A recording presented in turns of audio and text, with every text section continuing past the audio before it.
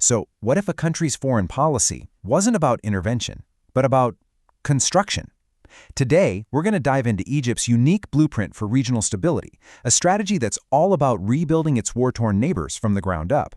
And you know what? It all kicks off with a really unexpected arrest. Okay, let's jump right in. Our story starts with a bit of a puzzle. A well-known Syrian businessman, the owner of a famous restaurant chain, gets arrested in Egypt. Now, on the surface, this just looks like a standard criminal case, right? But as you're about to see, it's the perfect example of why having a stable country to call home isn't just a nice-to-have, it's an absolute necessity. So this guy's name is Anas al-Sabak. He gets stopped at the airport on his way to Istanbul, and bam, he's hit with a whole list of charges. We're talking tax evasion, electricity theft, commercial fraud. It's a pretty messy situation for a successful entrepreneur, and it really forces us to ask a much, much bigger question that gets right to the heart of Egypt's entire regional policy. And that question leads us straight to Egypt's core foreign policy principle. It's a strategy built not on getting involved in conflicts, but on building up stability from scratch. So what does that actually look like in the real world? Well, they call it the Egyptian doctrine, and it's actually pretty simple when you break it down. On one hand, it's about having absolute respect for a nation's sovereignty. In other words, no interference. But on the other hand, and this is the really key part, it's about actively helping to rebuild the very institutions and infrastructure that have been torn apart by conflict. So, you can think of it like two main pillars holding this whole thing up. The first pillar is hands-off. You stay out of their internal politics. But the second one is totally hands-on. You go in with engineers, builders, and money to help them rebuild. It's a pretty powerful combination, and we're already seeing it in play. All right, let's take our first case study, Syria.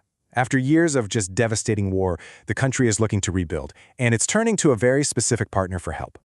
And this is not just talk, by the way. A really high-level Egyptian delegation. I mean, we're talking CEOs from major construction companies. Recently sat down with Syrian President Ahmed al-Shara, and their mission was crystal clear: figure out a plan to reconstruct Syria.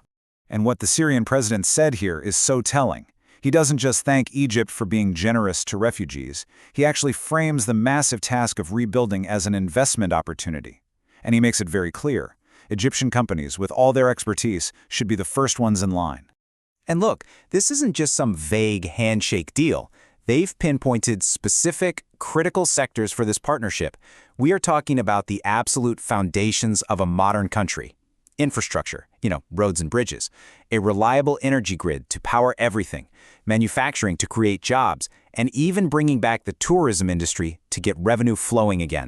And this is where it all comes together. This is the human side of the policy. All this building, all this investment, it all points to one ultimate goal: to create a stable, working Syria with real economic opportunities so that millions of refugees and investors can finally have a home they can actually return to. Okay, now let's head south and see how this policy is playing out in Sudan. Here, the focus is on a single, absolutely vital project for trade, for transport, and, you guessed it, for making it possible for displaced people to return home. And the commitment here is very real, and it's very financial.